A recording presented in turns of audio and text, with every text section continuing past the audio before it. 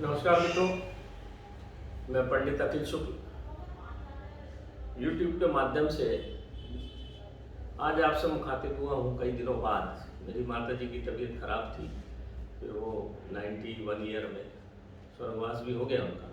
इस वजह से मैं काफ़ी वीडियो भी नहीं बना पाया।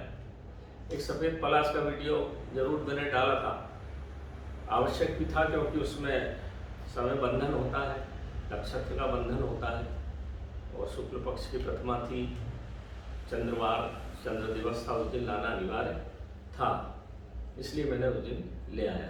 इसके बाद भी रवि पुष्य नक्षत्र अभी आएगा, उसमें ला सकते हैं, मगर अभी बारिश हो गई है तो सब पुष्प तो उसके नष्ट हो गए होंगे, जमीन में मिल गए होंगे। देखिए मित्रों, कोई भी काम अगर समय पे नहीं किया गया तो फिर हाथ से छूट जाता है। यहाँ पर आप ये देखिए, सब चीज़ें रखी हुई हैं। मैं आपको एक एक चीज़ बता देता हूँ। ये ताजे पुष्प हैं, इसी वर्ष के सफ़ेद पलाश के पुष्प हैं, ये बिल्कुल ताजे हैं, एकदम सफ़ेद है, दूध जैसे ही। इसका तांत्रिक उपयोग भी है और इसका आयुर्वेदिक उपयोग भी है, जैसा मैं समय समय पर बता देता हूँ। ये पत्ते हैं सूखे हुए जो नीचे गिरे थे, हमने ले आए हैं। ये उनकी छोटी छोटी डंडियाँ हैं, मैं एक एक करके आपको प्रयोग भी बता दूंगा। ये उसकी सब डंडियाँ हैं। ये वो खैर का चाकू है जिससे हम जड़ें खोदने के काम में आता है। इसमें खैर के चाकू से खोदा जाता है, खैर की लकड़ी का। ये उत्तर की दिशा की जड़ है। ये देखिए, अस्त्र वस्त्र से नहीं कटी है। और ये मैंने सब में लिख दिया है, उसका बंधन भी सब वहीं होता है। जितना भी पूजन पाठ होगा सफ़ेद पलाश का, सफ़ेद पलाश के नीचे ही होगा, क्योंकि वहीं ब्रह्म वृक्ष है वो, उसी के नीचे सब क्रियाएं करना पड़ती। नहीं तो ला के घर में करो तो फिर काम नहीं बनता। ये उत्तर दिशा की जड़ है, ये दक्षिण दिशा की जड़ है, ये पूर्व दिशा की जड़ है, पूर्व पश्चिम, और ये उत्तर। ये उत्तर की, ये पूर्व की, ये पश्चिम की, ये उत्तर की, ये दक्षिण की। ये लिखा हुआ है, इसमें पट्टी लगी हुई है। ये चारों तरह की, चार दिशाएं की चार जड़ें हैं। अब मैं एक एक प्रयोग आपको बता देता हूँ। देखो, बहुत सारे लोगों ने पूछा था, बहुत दिन भर फोन आते हैं, तो मैंने सोचा वीडियो डाल देता हूँ ताकि आप लोग परेशान नहीं हो। सबसे पहले तो आपको शनिवार के दिन रवि पुष्य नक्षत्र के एक दिन पूर्व वहाँ जाना है। मिठाई आदि, कपूर, दीपक, घी का दीपक हो, आटे का बना हुआ, 4 बत्ती, जब भी तांत्रिक क्रिया होती तो 4 बत्ती वाला दीपक जलता है। वहाँ जाइए, पहले आप जल चढ़ाइए, प्रणाम करिए, चारों तरफ उसके जड़ में जल डालिए, प्रणाम करिए भगवान भोलेनाथ का। आप गायत्री मंत्र पाठी होना चाहिए, जनेऊधारी ब्राह्मण होना चाहिए। आप 101 गायत्री मंत्र का पाठ करिए और उनको दोनों हाथ जोड़ के पीले चावल डाल के निमंत्रण दीजिए, मिठाई का अर्पण कीजिए और एक ऐसी कलाई उसमें बांध दीजिए और यह निवेदन करिए कि कल हम आपको इस कार्य हेतु ले जाएंगे।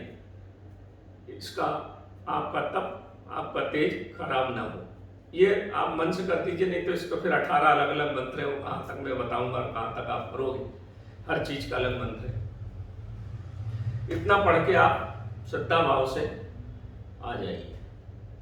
आप देख लीजिए, उसी दिन उत्तर पूर्व पश्चिम में जो ऊपर जड़ दिख रही है, खोदना पड़ता है, वहाँ पानी डाल दीजिए, चावल वहाँ भी डाल दीजिए। दूसरे दिन सुबह प्रातः काल जाना है आपको, मिठाई ले जाना है, दीपक ले जाना है, फल फूल ले जाके 108 गायत्री मंत्र का वहाँ हवन करना है। सबसे पहले हवन करने के बाद 10 दिशाओं के दिक्पाल होते हैं, ऐसे ब्रह्म वृक्षों के दिक्पाल होते हैं, छत्रपाल होते हैं जो उसकी रक्षा करते हैं। उनके आवाहन, पूजा पाठ आपको करना है, नैवेद्य प्रसाद चढ़ाना है ताकि वो प्रसन्न रहे और आपकी किसी कार्य में बाधा नहीं डालें। ये बहुत जरूरी है, नहीं तो मैंने कई उपद्रव भी देखे सफ़ेद पलाश के नीचे। मेरे साथ स्वयं घटना घटी थी।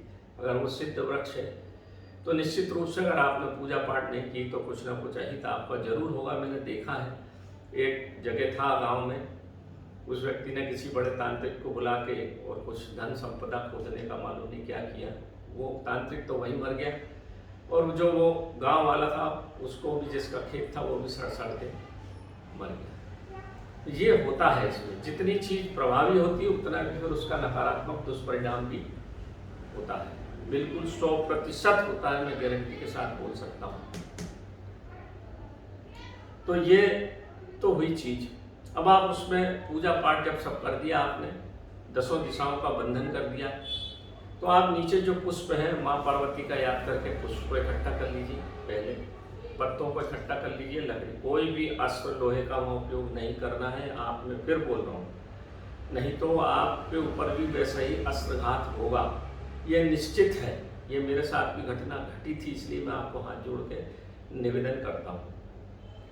तो ये आप चीज़ों को, पत्तों को, लकड़ी को, ये जो पुष्प है, ये आयुर्वेद में आँखों का अंजन बनाने के लिए, ब्रह्म रसायन बनाने के लिए, मालकांगनी कल्प बनाने के लिए, आपकी पूरी शरीर के कायाकल्प करने के लिए काम में आते हैं। इस पुष्प में लक्ष्मी का वास होता है। अगर इस पुष्प को आप चांदी की डिब्बी में अपने घर में रखेंगे तो लक्ष्मी आपकी हमेशा प्रसन्न रहेगी, और आप जहाँ भी इस पुष्प को लेकर जाएंगे सम्मोहन गुण होता है इसमें, निश्चित रूप से होता है। आप कभी कंगाल नहीं होंगे, धन वर्षा नहीं होगी, ये मैं नहीं कह सकता। जो आपके भाग्य में अगर 10 रुपये लिखे तो 20 रुपये आपको जरूर मिलेंगे, इसमें कोई दो मत नहीं है। वो घर में सुख शांति रहेगी। आपके घर में कोई बीमारी आ जाए तो उसके उस पानी में डाल के उस पानी को पिलाइए, बीमारी में भी आशातीत लाभ होता है। हम जो महेश्वर धूप बनाते हैं उसमें सबका प्रयोग हम करते हैं, तो तभी वो बहुत प्रभावी बनती है। फिर आप ऐसा एक खेर का लेके जाइए, ऐसा नुकीला बना के खेर का लकड़ी।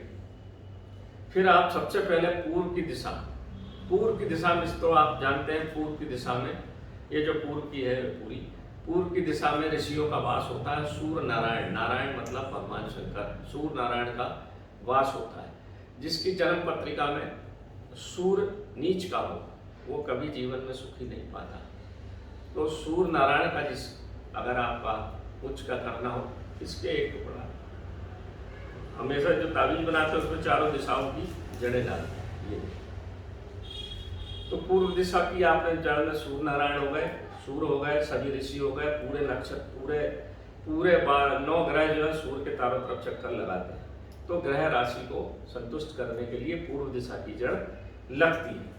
अब ये आ गई पश्चिम दिशा की जड़।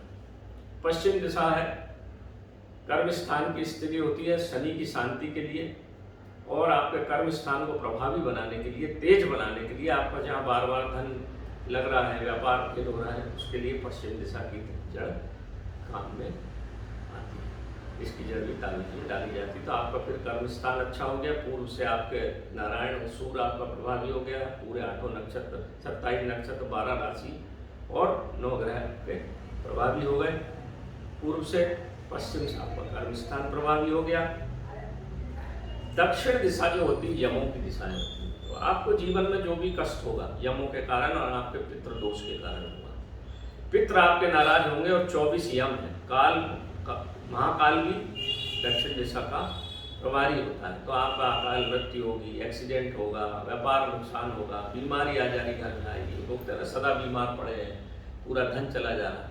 24 यमों की पूजा करना पड़ता है, 24 यमों का हवन करना पड़ता है वहाँ, तब ये दक्षिण दिशा की जड़ को निकाला जाता है। इससे आपको ताबीज में डालने से, अपने पास में रखने से 24 यम हम पे प्रभावी कृपा करते हैं, उल्टे नुकसान करने की जगह कृपा करते हैं। और आपके पितृ भी साथ में सहयोग देने से आपके बहुत सारे कष्ट बाधा कट जाती है। इसका प्रभाव है यमों का, दक्षिण दिशा का। इससे मारण तंत्र भी होता है, मैं वो नहीं बताऊंगा यहाँ, परंतु मारण तंत्र आपके ऊपर किसी ने किया है तो यम से ही करेगा।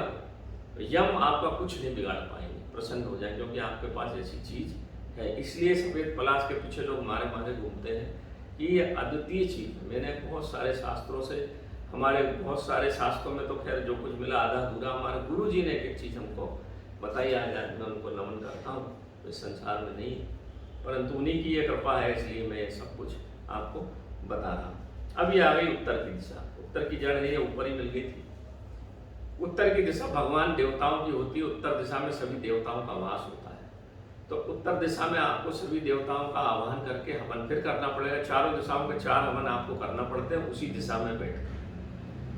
तो आप उत्तर दिशा में जब आपके पूरे देवताओं का वास है और देवता आपके जब प्रसन्न हो जाते हैं, देवता इस जड़ को पास में रखने से देवता प्रसन्न हो जाते हैं। तो पूर्व, पश्चिम, दक्षिण में यम और पूर्व में देवता, ये जब चारों मिलकर सब प्रभावी हो जाते हैं, तब आप इसे ताबीज वगैरह डाल के गले में धारण करें तो आपके बाधा रुक के समस्त काम आपके होने लग जाते हैं। ये बड़ी सीधी सी बात है। इसमें कोई ज़्यादा बड़ा गणित नहीं हो, कोई तंत्र नहीं, कोई भी तंत्र बाधा आपके ऊपर नहीं आएगी, कोई बाधा नहीं आएगी, जीवन आपका सुखमय सुख शांतिमय हो जाता है। ये पूरा एक सफ़ेद पलाश का छोटा सा विधान है, जिसको करने से आप आशातीत लाभ होता है और आपके जीवन में हमेशा सुख शांति बनी रहती है। इस तरह का चांदी का ताबीज, एक बैठक का ताबीज लेना चाहिए, एक बैठक में बना ताबीज हो, और ये सभी चीज़ें छोटी छोटी तोड़ के, और आपको हाथ से तोड़ना है, इसमें कोई भी अस्त्र शस्त्र चाकू छुरी छरों नहीं लगना चाहिए, हाथ से तोड़ के मंत्र है उसका, ओम शिव महालक्ष्मी, ओम शिव महालक्ष्मी कमल वासने सिंह वाहिनी स्वाहा।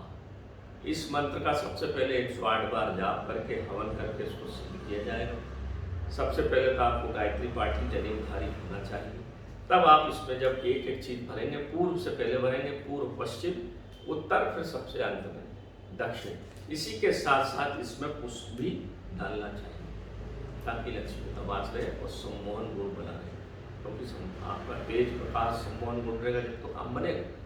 तो ये सब चीज़ें एक पूरा विधान है मित्रों, जब आप इसको करके पूरा आप करते हैं तो आपको आशातीत लाभ होता है। इसमें कोई दो मत नहीं है मित्रों, इसमें कोई शंका की कोई भी गुंजाइश नहीं है। मेरा स्वयं व्यक्तिगत अनुभव जो मैंने आज आपको यहाँ बता दिया। बहुत सारे लोग पूछ रहे थे, तो मैंने आज आप लोगों के प्यार मोहब्बत को जो यूट्यूब से देखते हैं उनके लिए बता दिया। आप स्वयं कर लीजिए और उसका भरपूर लाभ उठाइए।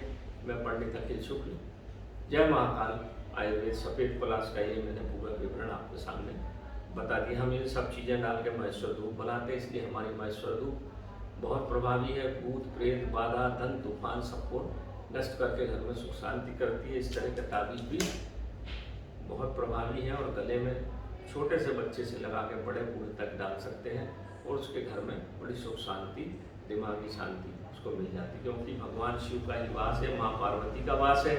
भगवान शिव के सिर पे चंद्रमा और सूर्य दोनों हैं, माँ पार्वती जमीन पे हैं जो सबको पालने वाली है। इसलिए हमारी सफ़ेद पलाश की गुटका में मैं 2 गुड़िया सफ़ेद पलाश की डाल देता हूँ, और सफ़ेद जो मैं बनाता हूँ अपना पारक गुटका, उसमें सफ़ेद पलाश के पुष्प का जरूर एक दिन घुटाई उसके रस के साथ करता हूँ, गाय के दूध में मिला के, इससे ताकि उसका प्रभाव आपके जीवन में आ जाए और आप सुख शांति रहे। इसलिए हमारी गुटकाएँ थोड़ी महंगी है पर प्रभावी अतिशय प्रभावी है। नमस्कार मित्रों, मैं पंडित अखिल शुक्ल आपको नमस्कार। जय माता।